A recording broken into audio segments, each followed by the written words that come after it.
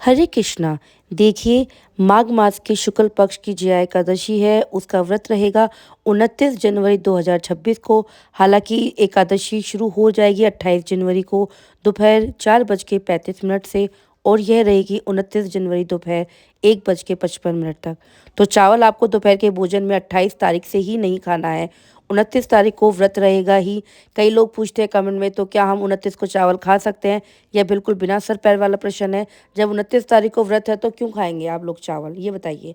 ऐसे कई कमेंट आते हैं कि ये खा सकते हैं। खैर, आगे बढ़ते हैं। देखिए, 29 तारीख को द्वादशी युक्त एकादशी है। इसको ना भीष्म द्वादशी भी कहते हैं। हमारे शास्त्रों में कहा गया है, हिमाद्री ग्रंथ में वचन है, सर्व पाप हरा शुभ हरा। यह सभी पापों को हरने वाली अत्यंत शुभ होती है। ये वाली जो एकादशी है ना, माघ मास के शुक्ल पक्ष की जया वाली है। इसकी महिमा भगवान श्री कृष्ण स्वयं बताते हैं युधिष्ठिर से कि जया नाम विख्याता सर्व पाप हरा परा। इसका अर्थ है कि माघ मास के शुक्ल पक्ष में जो एकादशी होती है वह जया नाम से विख्यात है। वह हम सबके पापों को हरने वाली सर्वोत्तम तिथि मनाई गई है। आगे भगवान कहते हैं कि पवित्र पाप हंत चा कामदा मोक्ष दृढ़म ब्रह्म हत्या पंतरी चा पशाच विनाशिनी। इसका अर्थ है कि यह एकादशी अत्यंत पवित्र है, पापों का नाश करने वाली है तथा मनुष्य की कामनाओं की पूर्ति करने वाली है। यानी इस दिन आप जो भी संकल्प लेकर अथवा सोच विचार कर करेंगे, यह काम हो जाए, यानी आपकी कोई धार्मिक इच्छा हो तो वह भी इस एकादशी के व्रत से पूरी हो जाती है। भगवान श्री कृष्ण कहते हैं, यह भोग और मोक्ष दोनों प्राप्त करने वाली है। यह ब्रह्म हत्या जैसे महापाप को नष्ट करने वाली है, पिशाचत्व यानी प्रेत योनि का विनाश करने वाली है। भगवान आगे श्री कृष्ण यह भी कहते हैं, न तस्य व्रते चीर्ण पृतव्यम जयते निरानम नाथ परतारा कचित पापकृत मोक्षदायिनी। इसका अर्थ है कि इस व्रत का विधि पूर्वक पालन कर लेने पर मनुष्य को कोई भी प्रेत योनि में नहीं जाना पड़ता, पापों का नाश करने वाली है और मोक्ष प्रदान करने वाली है। इससे बढ़कर दूसरी कोई एकादशी नहीं है। यह भगवान श्री कृष्ण स्वयं बता रहे हैं। व्रत कथा इसकी आती है। व्रत कथा के अनुसार इंद्र ने मलवन गंधर्व को पिशाच होने का श्राप दिया, तो उस गंधर्व का पिशाचत्व इसी एकादशी के व्रत करने से समाप्त हुआ। तब इंद्र ने पूछा कि तुम्हारा यह पिशाचत्व कैसे समाप्त हुआ? तब उसने कहा, मैंने जया एकादशी का व्रत किया, अनजाने में किया। ठीक है, जानबूझकर कर नहीं, उसको पता नहीं था कि एकादशी है, आज उसे उसका पिशाचित्व समाप्त हो गया। इंद्र कहते हैं, पवित्रो पाप नवजातो वंदनीय मम्पिचक। इसका अर्थ है कि हे गंधर्व, अब तुम मेरे द्वारा भी वंदनीय हो गए हो। इंद्र आगे कहते हैं कि हरिवासर करतोर विष्णु भक्त प्राणो।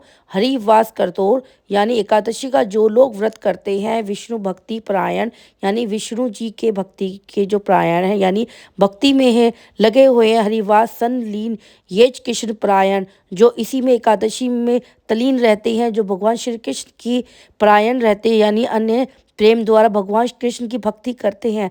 अस काक कमीब मत्स्य पूज्य वन संशय। इसका अर्थ है कि मरण धर्मों मनुष्य होते हुए भी हम देवताओं के लिए निसंदेह पूजनीय हैं।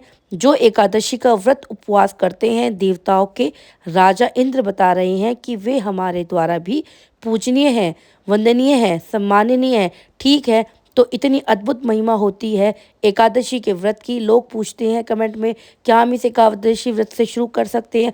हमने पहले कभी व्रत नहीं किया है, अथवा तो हम पहले करते थे, बीच में छूट गया है, हम फिर से व्रत उपवास कर सकते हैं।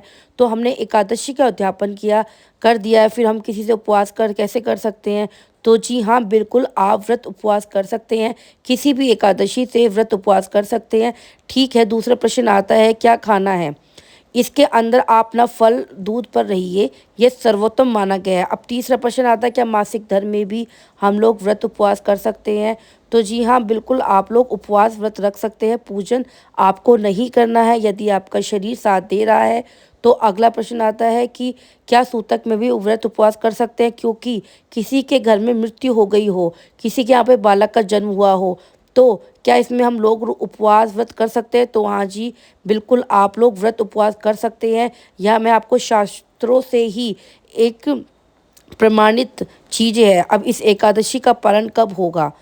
देखिए, इस एकादशी का पालन 30 जनवरी को सूर्य उदय से लेकर 9:20 के बीच में आप पालन कर लेना।